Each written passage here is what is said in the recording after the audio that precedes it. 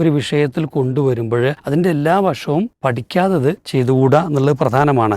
മറ്റുള്ളവർക്ക് ബുദ്ധിമുട്ടുണ്ടാകുന്ന അല്ലെങ്കിൽ മറ്റുള്ളവരെ കൂടെ ബാധിക്കുന്ന രൂപത്തിലൊരു തീരുമാനമാകാൻ പാടില്ല. ഇവിടെ ഇപ്പോൾ എനിക്ക് മനസ്സിലാകാത്ത കാര്യം, നിലവിൽ കുട്ടികൾക്ക് ഈ നിലയ്ക്ക് ലീവ് ലഭിക്കുന്നതിന് എന്ത് തടസ്സമാണുള്ളത്? നേരത്തെ പറഞ്ഞ ജെൻഡർ ഈക്വാലിറ്റി തന്നെയാണ്. ശരിക്കും പറഞ്ഞാൽ സ്ത്രീയാണ്, അതുപോലെ പുരുഷനാണ്. സ്ത്രീക്ക് നാച്ചുറലായിട്ട് ഉള്ള കുറേ സംഭവങ്ങളുണ്ട്, പുരുഷന്മാർക്കുണ്ട്. അവരുടെ കഴിവനുസരിച്ച് കൊണ്ടുള്ള കാര്യങ്ങളൊക്കെ നിർവഹിക്കണം എന്നുള്ളതാണ്. ഇപ്പോൾ ലോകത്ത് പല രാഷ്ട്രങ്ങളിലും ഈ സംവിധാനമുണ്ട്. ഇപ്പോൾ സ്പെയിനിലുണ്ട്. നമുക്കറിയാം, പുതിയൊരു സർക്കാർ വന്നു രൂപീകരിച്ചു. അതിലെടുത്തൊരു തീരുമാനം, അതൊരു ചരിത്രപരമായ തീരുമാനം, ഒരു പുരോഗമനപരമായ തീരുമാനമെന്നൊക്കെ പലരും വിശേഷിപ്പിച്ച ഒരു കാര്യമാണ്. പെൺകുട്ടികൾക്ക് 3 ദിവസത്തെ ആർത്തവ അവധി എന്നുള്ളത്. അപ്പോൾ ഇതിനെപ്പറ്റി ഒരുപാട് രക്ഷിതാക്കൾ പറഞ്ഞത്, കുട്ടികൾ വളരെയധികം പ്രയാസപ്പെടുന്ന സമയമാണ്. പല കുട്ടികൾക്കും ഓരോരുത്തർക്കും ഓരോ രൂപത്തിലാണ് ഈ ആർത്തവം എന്നുള്ളത് ഉണ്ടാകുക. അപ്പോൾ പലർക്കും നല്ല പ്രയാസം ഉണ്ടാവും. അപ്പോൾ ലീവ് എടുക്കുന്ന കുട്ടികളെ പരിഗണിച്ചു എന്നുള്ളത് അത് വളരെ പ്രധാനപ്പെട്ട കാര്യമായിട്ട് പറയാറുണ്ട്. അതേപോലെ തന്നെ അതിനെ വിമർശിച്ചുകൊണ്ടും ചില ആളുകൾ അവരുടെ സ്വകാര്യതയെ ബാധിക്കുന്നു എന്നൊക്കെ പറഞ്ഞ് ആ രൂപത്തിൽ വന്നിട്ടുണ്ട്.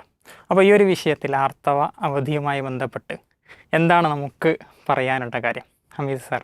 സ്ത്രീകളെ സംബന്ധിച്ചിടത്തോളം അവർ ജീവിതത്തിൻ്റെ ഒരു നീണ്ട കാലം അനുഭവിക്കുന്ന ശാരീരികമായ ഒരു പ്രയാസമാണ് ഈ ആർത്തവം എന്ന് പറയുന്നത്. അതൊരു യാഥാർത്ഥ്യമാണ്.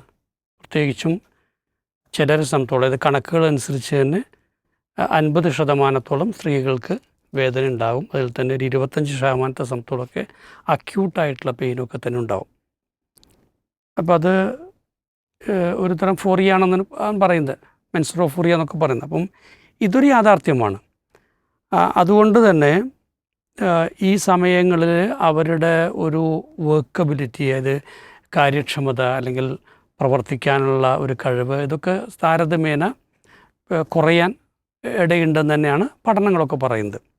അപ്പോൾ ഈ സമയത്ത് അവരൊരു പക്ഷേ എംപ്ലോയ് ചെയ്യിക്കുന്നതും അല്ലെങ്കിൽ നിർബന്ധിച്ച് ക്ലാസ്സിലിരുത്തുന്നതൊക്കെ ചിലപ്പോൾ ബുദ്ധിമുട്ടുകളൊക്കെ ഉണ്ടാകും. അതുകൊണ്ട് തന്നെ ഇന്ത്യയിൽ തന്നെയും ഇത് നേരത്തെ നിയമമായിട്ട് വന്നിട്ടുണ്ട്. എന്നുവെച്ചാൽ ഉദ്യോഗസ്ഥകളായ സ്ത്രീകൾക്ക്, ഇപ്പോൾ ബീഹാറിലാണ് ആദ്യമായിട്ട് അത്ര നിയമം 1992 വരുന്നത്. 2 ദിവസം അവർക്ക് എന്ത് ചെയ്യാം, ഈ രീതിയിൽ പെയ്ഡായിട്ടുള്ള ലീവ് എടുക്കാം എന്നുള്ളത്. ഒഡീഷയിൽ ഇതുപോലെ 1 ദിവസത്തെ അവധി ഉണ്ട്. കർണാടകയിൽ ഇതുപോലെ തന്നെ 12 ലീവുകൾ, വർഷത്തിൽ 12 ലീവുകൾ ആ രീതിയിൽ അനുവദിച്ചു. അത് 2 സെക്ടറിലും, അതായത് ഗവൺമെൻറ് സെക്ടറിലും പ്രൈവറ്റ് സെക്ടറിലും ഇതുപോലെ അനുവദിച്ചിട്ടുണ്ട്. അപ്പോൾ ഇങ്ങനെ പല സംസ്ഥാനങ്ങളും നേരത്തെ തന്നെ ഉദ്യോഗസ്ഥ തലത്തിൽ ആ രീതിയിൽ നിയമങ്ങൾ കൊണ്ടുവന്നിട്ടുണ്ട്. ചില പ്രൈവറ്റ് കമ്പനികൾ, ഇപ്പോൾ സൊമാറ്റോ, സ്വിഗ്ഗിയൊക്കെ പോലുള്ളവരൊക്കെ അവരുടെ തൊഴിലാളികൾക്ക് ഈ രീതിയിൽ അവധി നിശ്ചയിച്ച് നൽകുകയൊക്കെ ചെയ്തിട്ടുണ്ട്. പക്ഷേ ഒപ്പം നമ്മൾ കാണുന്നത് വെച്ചാൽ പാർലമെൻറ്റിൽ ഇതുമായി ബന്ധപ്പെട്ട് 2022 തോന്നുന്നു ഒരു നിയമം, ഒരു ബില്ല് വന്നിരുന്നു. ആ ബില്ലിൻ്റെ പേരെന്ന് വെച്ചാൽ right of women to menstrual leave and free access to menstrual health protect bill എന്നായിരുന്നു. വെറും ഈ മെൻസ്ട്രൽ സമയത്തുള്ള ഒരു ലീവ് മാത്രമല്ല, അവർക്ക് ആ സമയത്ത് ഉപയോഗിക്കാൻ ആവശ്യമുള്ള പ്രൊഡക്ട്സ് അത് ഫ്രീ ആയിട്ട് ലഭ്യമാക്കുന്നതുമായും ബന്ധപ്പെട്ട ഒരു ബില്ലായിരുന്നു. പക്ഷേ ഈ ബില്ല് പാസ്സായില്ല. മീൻസ് അത് ചർച്ചയൊക്കെ നടന്നെങ്കിലും ആ ബില്ല് പിന്നീട് ടേബിളിൽ തീയുകയോ അല്ലെങ്കിൽ പാസ്സാക്കിയെടുക്കുകയോ ചെയ്തില്ല. ഇതുപോലെ തന്നെ സുപ്രീം കോടതിയിൽ ഇതുമായി ബന്ധപ്പെട്ട ഒരു പെറ്റീഷൻ, ഒരു ഹർജി വന്നിരുന്നു. അതെന്ന് വെച്ചാൽ ഇപ്പോൾ തന്നെ 1961 മെറ്റേണൽ ബെനിഫിറ്റ് ആക്ട് ഉണ്ട്. അതിനെ തന്നെ ബേസ് ചെയ്തുകൊണ്ട് അതിൽ ആഡ് ചെയ്യണം ഈ ആർട്ടിക്കിൾ 21 അനുസരിച്ചുകൊണ്ട് ഇത് സ്ത്രീകളുടെ ഒരു റൈറ്റാണ് എന്ന രീതിയിൽ കണ്ടുകൊണ്ടുള്ളൊരു ബില്ലായിരുന്നു. പക്ഷെ ആ ബില്ല് ചർച്ചയ്ക്ക് വന്ന സമയത്ത് സുപ്രീം കോടതി നടത്തിയ ചില വളരെ സുപ്രധാനമായ ചില നിരീക്ഷണങ്ങളുണ്ട്. എനിക്കിപ്പോഴും ഓർമ്മയുണ്ട് ആ വിധി, ചില നിരീക്ഷണങ്ങൾ വന്ന് പത്രത്തിൽ വന്നൊക്കെ. അതിൽ പ്രധാനപ്പെട്ട 2 കാര്യങ്ങൾ എന്താ വെച്ചാൽ, ഒന്ന്, ഇത് സ്ത്രീകളുടെ എംപ്ലോയ്മെൻറ്റിനെ ബാധിക്കും. കാരണം സ്ത്രീകൾ എടുത്തു കഴിഞ്ഞാൽ അവർക്ക് 2-3 ദിവസം എന്തായാലും മാസത്തിൽ ലീവ് കൊടുക്കണം എന്നുള്ളത് നിർബന്ധമാകുമ്പോൾ, അവകാശമാകുമ്പോൾ സ്വാഭാവികമായിട്ടും പ്രത്യേകിച്ചും പ്രൈവറ്റ് കമ്പനികളെ സംബന്ധിച്ചോളം അവരെ എംപ്ലോയ് ചെയ്യുന്നതിന് മടി വരും. സ്ത്രീകളെ തൊഴിൽ എടുക്കൂല. അപ്പോൾ അത് അവരുടെ എംപവർമെൻറ്റിനെ ബാധിക്കും. 2, വളരെ സുപ്രധാനമായിട്ടുള്ള റോളുകൾ അവർക്ക് നൽകുന്നതിൽ നിന്ന് കമ്പനികളത് പിന്തിരിപ്പിക്കും. കാരണം വളരെ റെസ്പോൺസിബിലിറ്റിയുള്ള ചില ഇതൊക്കെ കൊടുത്തു കഴിഞ്ഞിട്ട് വളരെ പ്രധാനപ്പെട്ട ഒരു ചർച്ച നടക്കുന്ന അല്ലെങ്കിൽ ഒരു സ്ട്രാറ്റജിക് ഡിസിഷൻ എടുക്കേണ്ട ഒരു ദിവസത്തിൽ ഇവർ ലീവാണെന്ന് വയ്ക്കുക. അപ്പോൾ അതൊക്കെ കമ്പനിയെ സംബന്ധിച്ചോളം വലിയ നഷ്ടങ്ങളുണ്ടാക്കും. അപ്പോൾ ആ രീതിയിൽ കമ്പനികൾ അവരെ എംപ്ലോയ്മെൻറ്റിലേക്ക് എടുക്കുന്നതിലും അതുപോലെ തന്നെ ഇത്തരത്തിലുള്ള പ്രൊമോഷൻസിനും ഒക്കെ ബാധിക്കും. അതുകൊണ്ട് അത് നിയമമാക്കുന്നത് അല്ലെങ്കിൽ ഒരു റൈറ്റായി പ്രഖ്യാപിക്കുന്നത് ഗുണകരമാകില്ല എന്നാണ് സുപ്രീം കോടതിയുടെ കണ്ടെത്തൽ എന്ന് പറയുന്നത്. പിന്നെ എന്ത് ചെയ്യാം പറഞ്ഞാൽ അതെന്ത് ചെയ്യാം, കമ്പനികൾക്കോ അല്ലെങ്കിൽ സ്റ്റേറ്റുകൾക്കൊക്കെ എന്ത് ചെയ്യാം അവരുടേതായ രീതിയിൽ തീരുമാനങ്ങളെടുത്ത് മുന്നോട്ട് പോകാം. അതിന് തടസ്സമൊന്നുമില്ല എന്നാണ് എന്ത് ചെയ്ത്. അപ്പോൾ ഇവിടെ ഇത് വളരെ പ്രധാനപ്പെട്ടതെന്ന് വെച്ചാൽ ഒരു നിയമം എപ്പോഴും പ്രായോഗികമാകണം. പ്രത്യേകിച്ച് ഒരു യൂണിഫോം നേഷണൽ പോളിസി ഒരു വിഷയത്തിൽ കൊണ്ടുവരുമ്പോൾ അതിൻ്റെ എല്ലാ വശവും പഠിക്കാത്തത് ചെയ്തുകൂടാ എന്നുള്ളത് പ്രധാനമാണ്. മറ്റുള്ളവർക്ക് ബുദ്ധിമുട്ടുണ്ടാകുന്ന അല്ലെങ്കിൽ മറ്റുള്ളവരെ കൂടെ ബാധിക്കുന്ന രൂപത്തിലൊരു തീരുമാനമാകാൻ പാടില്ല. ഇവിടെ ഇപ്പോൾ എനിക്ക് മനസ്സിലാകാത്ത കാര്യം, നിലവിൽ കുട്ടികൾക്ക് ഈ നിലയ്ക്ക് ലീവ് ലഭിക്കുന്നതിന് എന്ത് തടസ്സമാണുള്ളത്? യഥാർത്ഥത്തിൽ തടസ്സം ഇപ്പോൾ ഏത് സ്കൂളിലാണെങ്കിലും ശരി, വിദ്യാഭ്യാസ സ്ഥാപനത്തിനാണല്ലോ, ഏതൊരു വിദ്യാഭ്യാസ സ്ഥാപനത്തിനാണെങ്കിലും ശരി, ഒരു കുട്ടിക്ക് ഒരു ശാരീരിക പ്രയാസമുണ്ട് അല്ലെങ്കിൽ അത്ര വൈകാരികമായി ബുദ്ധിമുട്ടുണ്ടെന്ന് വയ്ക്കുക, ആ കുട്ടി ഒരു ലീവിന് അപ്ലൈ ചെയ്താൽ കൊടുക്കാതിരിക്കാനുള്ള ഒരു നിയമമില്ല അവിടെ. മാത്രവുമല്ല, എനിക്ക് തോന്നുന്നു ഇതിപ്പോൾ ഒരു ഏറ്റവും മിനിമം നിലവിലുള്ള ബാലാവകാശ നിയമങ്ങളെങ്കിലും മനസ്സിലാക്കിയാൽ ഇങ്ങനൊരു നിയമത്തിൻ്റെ ആവശ്യമില്ല. കാരണം ഒരു അധ്യാപകൻ കൺതുറിച്ച് നോക്കാൻ എന്തില്ല പറ്റൂല. അപ്പോൾ ആ നിലയ്ക്ക് ഒരു ലീവിന് വേണ്ടി അപ്ലൈ ചെയ്താൽ എനിക്ക് പ്രയാസമുണ്ട്, എനിക്കെന്താണ് ഇരിക്കാൻ ബുദ്ധിമുട്ടുണ്ട് എന്ന് പറഞ്ഞ് ലീവിന് അപ്ലൈ ചെയ്ത് കഴിഞ്ഞാൽ ഇരിക്കടി എവിടെ എന്ന് പറയാൻ പ്രിൻസിപ്പൾക്ക് പറ്റുമോ, ടീച്ചർക്ക് പറ്റില്ല. അതൊന്നും ഇന്നത്തെ അവസ്ഥയിൽ സാധ്യമല്ലാത്തതുകൊണ്ട് തന്നെ അത് പ്രത്യേകമായൊരു നിയമത്തിലൂടെ സ്ഥാപിച്ചെടുക്കേണ്ടതുണ്ട്. അല്ലെങ്കിൽ അതിന് വേണ്ടിയൊരു പ്രഖ്യാപനത്തിൻ്റെ ആവശ്യമുണ്ടെന്ന് എനിക്ക് തോന്നുന്നില്ല. അപ്പോൾ അത് ഈ നിലയ്ക്ക് കുട്ടികൾ അവെയിൽ ചെയ്യുന്നുണ്ട്. പിന്നെ എല്ലാ സ്കൂളുകളിലും സിക്ക് റൂം ഉണ്ടാകണം എന്നുള്ളതിനാണ്. അവർക്ക് കൗൺസിലിങ്ങിന് ഇതുണ്ടാവണം, ഹെൽത്ത് ആൻഡ് വെൽനെസ്സിനുള്ള ഓഫീസേഴ്സ് ഉണ്ടാകണം. അപ്പോൾ ഇതൊക്കെ തന്നെ ഇപ്പോൾ ലേഡി ടീച്ചേഴ്സ് ആ രീതിയിൽ ഇപ്പം നമ്മളുടെയൊക്കെ സ്കൂളിലൊക്കെ തന്നെ ഇപ്പോൾ എന്താണ്, അപ്പോൾ 4 ദിവസത്തോളം ട്രെയിനിങ് എന്താണ് കൊടുത്തിരുന്നു. അപ്പോൾ അതിന് വേണ്ടി സെപ്പറേറ്റ് ആയിട്ടുള്ള ഒരു ടീച്ചറെ നമ്മൾ എന്ത് ചെയ്യണം, മറ്റേ ആ റോൾ എന്ത് ചെയ്യണം നിർവഹിക്കണം. അപ്പോൾ അവരെ സമീപിക്കാം, അവരാണ് അത് ചെയ്യുന്നത്. പിന്നെ ഈവൻ ഇപ്പോൾ നമ്മളൊക്കെ സ്കൂളുകളിൽ അവർക്ക് വേണ്ട ഈ മെറ്റീരിയൽസ് ഇതൊക്കെ എന്താണ് വെക്കാറുണ്ട്. അപ്പോൾ ഇതൊക്കെ ഇന്ന് നിലവിൽ വേണമെങ്കിൽ അതൊക്കെ പറയാം, എന്താ നിർബന്ധമായിട്ട് എന്ത് ചെയ്യണം വെക്കണം എന്നൊക്കെ എന്ത് ചെയ്യാൻ പറയാം. അപ്പോൾ ഇതൊക്കെ തന്നെ നിലവിൽ ലഭ്യമാണെന്ന് മാത്രമല്ല, കുട്ടികളെ സംബന്ധിച്ചിടത്തോളം അത്തരത്തിൽ അവരുടെ ഒരു റൈറ്റ് തടയപ്പെടുന്നില്ല എന്നാണ് ഞാൻ എന്ത് ചെയ്യുന്നത് വിശ്വസിക്കുന്നത്. അപ്പോൾ ഇവിടെ എന്താ വെച്ചാൽ ഇതൊരു പുരുഷ മേധാവിത്വത്തിൻ്റെ വിഷയമായിട്ട് ഇപ്പോൾ ഇതിനെ എതിർക്കുന്നതോ അല്ലെങ്കിൽ ഇതിനെ കുറിച്ച് എന്തെങ്കിലും പറയുന്നത് അപ്പോഴേക്കും എന്താണ് മേധാവിത്വത്തിൻ്റെ വിഷയം ഇതിനകത്തുണ്ടെന്ന് എനിക്ക് എന്ത് ചെയ്യുന്നില്ല തോന്നുന്നില്ല. പിന്നെന്താ വെച്ചാൽ ഒരർത്ഥത്തിൽ ഇത് സ്ത്രീകളൊരു മൂലക്കിരുത്തലാണ്. പണ്ട് കാലത്ത് ആ സമയത്ത് അവർ അശുദ്ധരാണ് എന്ന് പറഞ്ഞുകൊണ്ട് മൂലക്കിരുത്തിയിരുന്നെങ്കിൽ ഇന്നവർ ദുർബലരാണ് അല്ലെങ്കിൽ അവർ ശാരീരിക പ്രയാസം നേരിടുന്നവരാണെന്ന് പറഞ്ഞ് ഒരു മൂലക്കിരുത്തുന്ന ഒരു ഇതിലേക്കത് പോയാൽ അല്ലെങ്കിൽ അത്തരം ഒരു മാനസികാവസ്ഥ അവർക്ക് തന്നെ ഉണ്ടാക്കിയെടുത്താൽ അത് ഗുണകരമാകില്ല എന്നാണ് എനിക്ക് എന്ത് ചെയ്യുന്നത് തോന്നുന്നത്. മാത്രമല്ല, ഇതിനൊരു ശാരീരിക ദൗർബല്യമായിട്ട് അംഗീകരിക്കുന്നതിലൂടെ സ്ത്രീയെ ശക്തിപ്പെടുത്തുകയാണോ അതോ പണ്ട് കാലം തൊട്ട് തന്നെ നമ്മളെപ്പോലുള്ള മുസ്ലിങ്ങളൊക്കെ പറയണമല്ലോ, അല്ലെങ്കിൽ ഈ പറയുന്ന ക്രിറ്റിക്സ് എന്ന് പറയുന്നവരൊക്കെ തുല്യമല്ല എന്ന് പറയുമ്പോൾ ഉണ്ടാകുന്നൊരു മാനസിക പ്രയാസം എന്താണ്, അതേ ഒരു നിലയിൽ അവരെ ചിന്തിക്കാൻ ഇത് പ്രേരിപ്പിക്കുന്നുള്ളതാണ്. ഇപ്പോൾ ശ്രീലേഖ മറ്റേ IPS എന്താ പറഞ്ഞത്, അതവർ ഞങ്ങളൊക്കെ അത് സഹിച്ചുകൊണ്ട് തന്നെ സ്വയം എംപവർ ചെയ്യുകയാണ് ചെയ്തതെന്നുള്ളതാണ്. അപ്പോൾ അത് എല്ലാവർക്കും കഴിയുമെന്നും ഞാൻ പറയുന്നില്ല, അല്ലാത്തവർക്ക് ലീവ് എടുക്കുകയോ ഒക്കെ എന്ത് ചെയ്യാം അത് വേണ്ടെന്നല്ല. പക്ഷേ ഇവിടെ എന്താ വെച്ചാൽ ഒരു സ്ത്രീ എന്ന നിലയിൽ അവർ തിരഞ്ഞെടുക്കുന്നൊരു പ്രൊഫഷൻ, ആ പ്രൊഫഷൻ അവർ ഫിറ്റാകണമല്ലോ. മാത്രമല്ല അത് ഏറ്റെടുക്കുമ്പോൾ തനിക്ക് നിർവഹിക്കാൻ പറ്റുമെന്നുള്ളൊരു കോൺഫിഡൻസ് അതിനകത്തുണ്ടാകണം. ഇതിനെ ബാധിക്കുന്നത് ഇപ്പോൾ ഒരു പൈലറ്റായിട്ടുള്ളൊരു സ്ത്രീ, ആ സ്ത്രീയെ സംബന്ധിച്ചിടത്തോളം ഇപ്പോൾ അവർക്ക് പിന്നെ പെട്ടെന്നൊരു ദിവസം എന്താണ് ഫ്ലൈറ്റ് പറപ്പിക്കാൻ പറ്റില്ല എന്ന് മറ്റേ ഉച്ചയ്ക്ക് തോന്നിയാൽ ഉണ്ടാകാവുന്നൊരു ക്രൈസിസ് ഉണ്ട് അല്ലേ? അല്ലെങ്കിൽ ഇപ്പം എനിക്കിപ്പോൾ തൊട്ടാണെന്ത് ലീവ് വേണ്ടത് എന്ന് പറഞ്ഞാൽ ഉണ്ടാകാവുന്നൊരു ക്രൈസിസ് ഇല്ലേ? അപ്പോൾ ഇതൊക്കെ എന്താ വെച്ചാൽ ഇതിൻ്റെയൊക്കെ ഞാൻ ചോദിപ്പോൾ ഒരു കുട്ടിക്ക് ഇപ്പോൾ ബോറടിച്ചാൽ ക്ലാസ്സിന് പുറത്തു പോകാം എന്നൊരു അനുവാദമുണ്ടെങ്കിൽ എന്താ സംഭവിക്കുക? അതിനകത്ത് നല്ല പഠിക്കുന്ന കുട്ടികൾ, എന്തായാലും പഠിക്കണം എന്ന് ആഗ്രഹിക്കുന്ന കുട്ടികൾ എന്ത് ചെയ്യും? അവിടെ ഇരുന്നോളും. കുറച്ച് സഹിച്ചിട്ടും എന്ത് ചെയ്യും? അധ്യാപകനെ കേൾക്കും. തീരെ പഠിക്കാൻ താല്പര്യമില്ലാത്തവൻ വേഗം എന്ത് ചെയ്യും? എല്ലാ ക്ലാസ്സും 2 മിനിറ്റ് കഴിഞ്ഞാൽ പുറത്തേക്ക് പോകും. ഇവൻ്റെ കൂടെ എന്ത് ചെയ്യും? അവൻ്റെ കൂട്ടുകാരോ ഒക്കെയുള്ള കുറച്ച് പേരും പോകും. പിന്നെ കുറച്ച് കഴിയുമ്പോൾ ഇതൊരു ട്രെൻഡായിട്ട് മാറും. അതായത് ഒരർത്ഥത്തിൽ അതിനകത്ത് കിട്ടുന്ന ഒരു ഓപ്പർച്യൂണിറ്റിയെ ഉപയോഗിക്കാൻ ശ്രമിക്കുന്നവരുണ്ടാവും. ഇവിടെ വിദ്യാഭ്യാസ മേഖലയിലായതുകൊണ്ട് സംഭവിക്കാൻ പോകുന്നത് ഇതിൻ്റെ യൂട്ടിലൈസേഷൻ എന്ന് പറയുന്നത് ആരായിരിക്കും കൂടുതൽ ചെയ്യുക? ഓൾറെഡി പഠനത്തിൽ താല്പര്യക്കുറവുള്ള പിന്നോക്കം നിൽക്കുന്ന കുട്ടികളായിരിക്കും. അവരെ കൂടുതൽ മാർജിനലൈസ് ചെയ്യും. അവർക്ക് പ്രൊട്ടക്ഷൻ കിട്ടി. വീട്ടിലും എന്ത് ചെയ്യാം? ഞങ്ങൾക്കിത് പറയാൻ പറ്റും, സ്കൂളിലും പറയാൻ പറ്റും. അപ്പോൾ അവർ സ്വാഭാവികമായിട്ടും വിട്ടു നിൽക്കാൻ അവർക്ക് അനുവാദമാവുകയാണ് ചെയ്യുന്നത്. അവിടെ മാത്രമല്ല, വീട്ടിൽ മിക്കവാറും ഈ 3 ദിവസമായിരിക്കും അവരെന്തുണ്ട്? മൊബൈലുമായിട്ട് അവരുടെ വലിയ സഹവാസത്തിലേക്ക് ഇത് പോകും. അപ്പോൾ കുട്ടിയെ കൂടുതൽ ഡിസ്ട്രാക്ഷനിലേക്ക് കൊണ്ടുപോകാനുള്ള സാധ്യത ഉണ്ടെന്നാണ് എനിക്കെന്ത് ചെയ്യുന്നത് ഈ വിഷയത്തിൽ തോന്നിയിട്ടുള്ളത്. അപ്പോൾ ഇപ്പം തന്നെ നമുക്കറിയാം, ഇപ്പോൾ സ്കൂളുകളിലൊക്കെ ഇപ്പോൾ ഇടയ്ക്ക് ചില കുട്ടികൾക്ക് തലവേദന വരും, വേറെ വേദന വരും.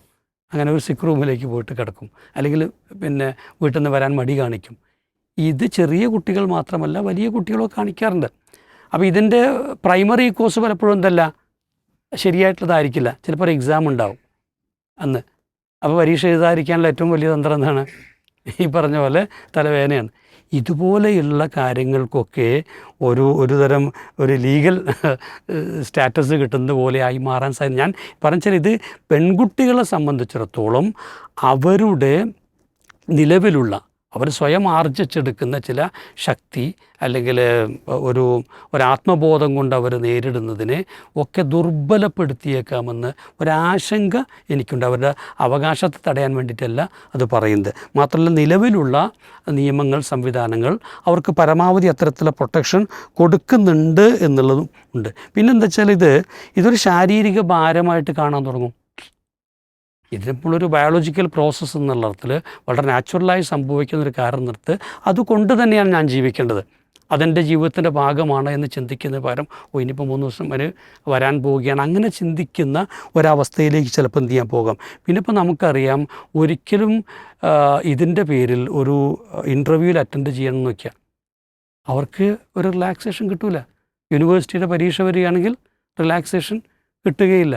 അപ്പോൾ അതുമായി ബന്ധപ്പെട്ട യാത്ര എന്തുണ്ടെങ്കിലും എന്ത് ചെയ്യേണ്ടി വരും? അവർ ചെയ്യേണ്ടി വരും. ഇനിയിപ്പോൾ എന്തെങ്കിലും ഒരു മീറ്റ്, ഒരു ഓർഗനൈസ്ഡ് മീറ്റ് ഉണ്ടെങ്കിൽ, ഒരു കോൺക്ലേവ് ഉണ്ടെങ്കിൽ, ഇതിലൊന്നും ഒരു നിലയ്ക്കുമുള്ള റിലാക്സേഷൻ കിട്ടാൻ പോകുന്നില്ല. അപ്പോൾ അവിടേക്ക് അവർക്ക് ഈ റൈറ്റ് എങ്ങനെ ഉപയോഗിക്കാൻ പറ്റുക? കുട്ടികൾ മാത്രമല്ല, എംപ്ലോയീസിൻ്റെയൊക്കെ കാര്യം പറയുന്നത്, ഈ റൈറ്റ് അവർക്ക് ഉപയോഗിക്കാൻ പറ്റില്ല. ആ റൈറ്റ് അവർ തൽക്കാലം മാറ്റി വെച്ചുകൊണ്ട് അവർ വേദന സഹിച്ചൊക്കെ തന്നെ ഇതിലേക്ക് പോകേണ്ടി വരും.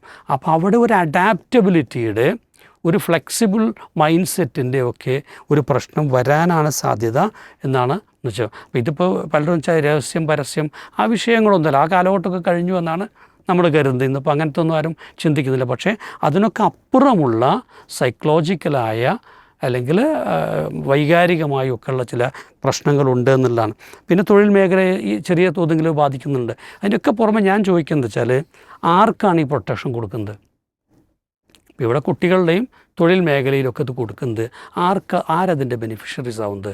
ഇപ്പോൾ തൊഴിൽ മേഖലയിൽ ശരിക്കും പറഞ്ഞു കഴിഞ്ഞാൽ സർക്കാർ ഉദ്യോഗസ്ഥർക്കാണ് ഏറ്റവും കൂടുതൽ എന്ത് ചെയ്യുക, അത് കിട്ടുക അല്ലേ?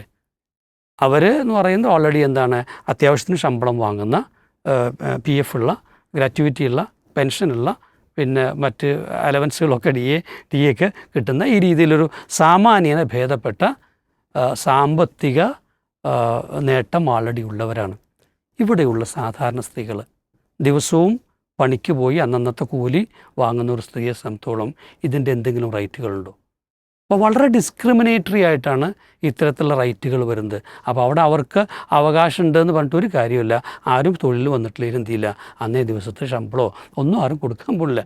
അപ്പോൾ ഇതൊക്കെ തന്നെ ആ സ്ത്രീകളുടെ കാര്യം ആരാ പരിഗണിക്കാൻ പോകുന്നത്?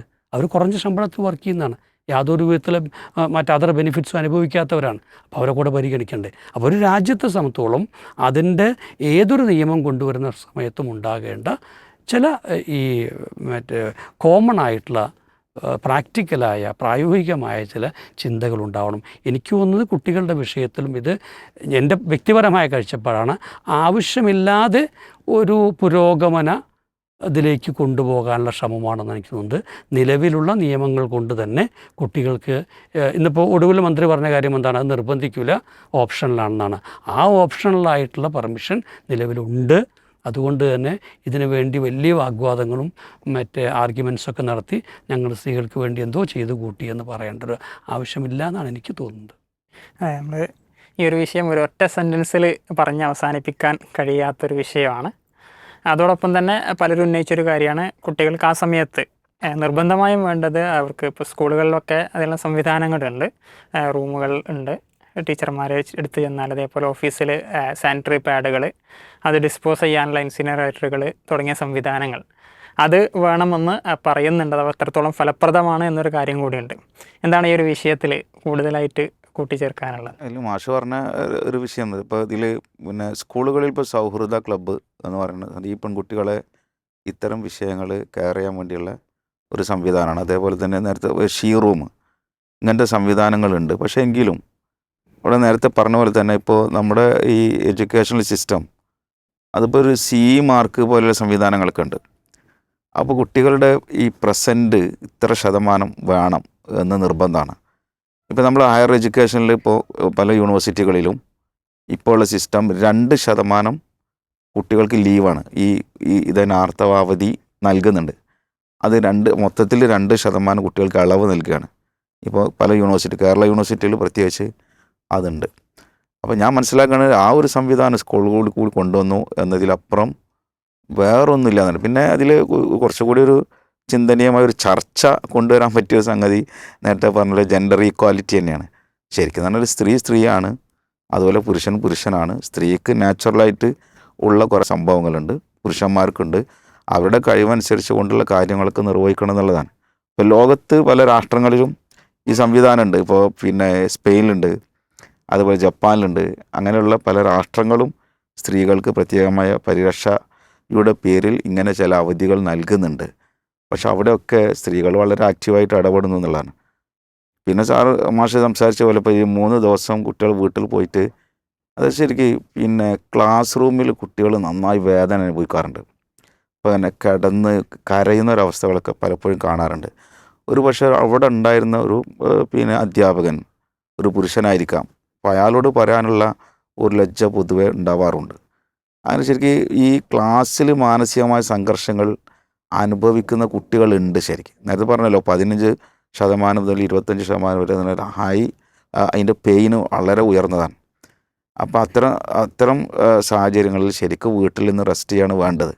അപ്പോൾ ഈ വീട്ടിലെത്തി കഴിഞ്ഞാൽ ഈ 3 ദിവസം ഈ വേദനയും അതുപോലെ തന്നെ ഈ മാനസികമായ സംഘർഷം കാര്യങ്ങളൊക്കെ അനുഭവിക്കുന്ന ഒരു പെൺകുട്ടിയെ സംബന്ധിച്ചിടത്തോളം പിന്നെ മറ്റുള്ള തലങ്ങളിലേക്ക് പോകാൻ സാധ്യത ഉണ്ടോ എന്നും നമ്മൾ ആ ഒരു സംസാരത്തിന് അർത്ഥമുണ്ടോ എന്ന് എനിക്കറിയില്ല.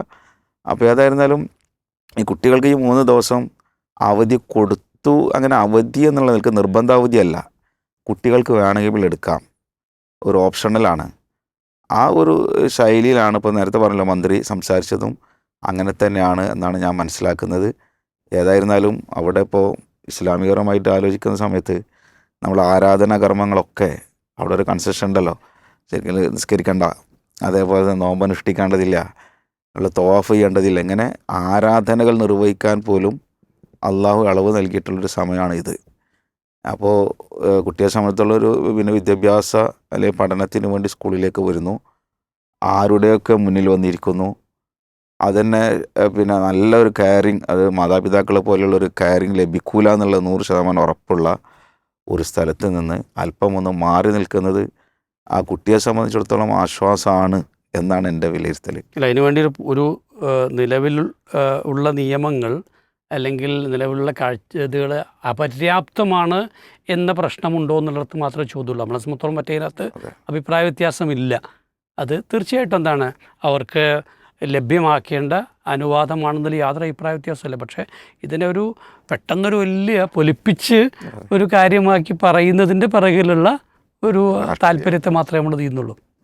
തീർച്ചയായും നിയമങ്ങൾ വലിയൊരു സൗകര്യമാണ് നല്ല പ്രയാസമുള്ളവർക്ക് നൽകുന്നത്. എന്നാൽ അത് വേണ്ട രൂപത്തിൽ തന്നെ ഉപയോഗപ്പെടുത്തുകയാണ് വേണ്ടത് എന്നാണ് പറയാനുള്ളത്.